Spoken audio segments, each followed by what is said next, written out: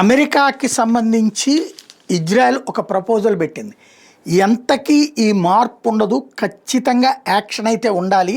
ఆ యాక్షన్ మీరు అంటే జరుగుతుంది. హార్ముజ్ జలసంధిని దిగ్బంధించినటువంటి ఇరాన్ని కంట్రోల్ చేయాలంటే ఇరాన్కి సంబంధించినటువంటి ముఖ్యమైన సైట్స్ మొత్తాన్ని లేపడేస్తే హార్ముజ్ జలసంధి కాదు, వాళ్ళకి సంబంధించినటువంటి ఏ పార్ట్ ఉండదు. ఎస్పెషల్లీ ఇరాన్కి ఇప్పటికీ తోడున్నటువంటి గ్రూప్స్ని కొట్టాలి. అది హెజ్బుల్లాని కొట్టేస్తాం, ఇప్పటికే కొడుతున్నాం.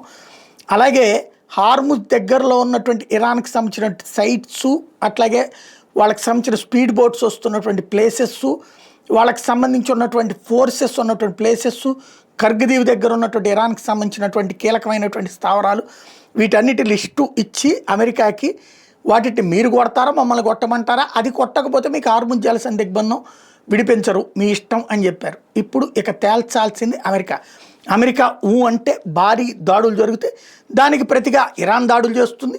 రాబోయే రోజుల్లో ఏం జరుగుతుందో చూడాలి.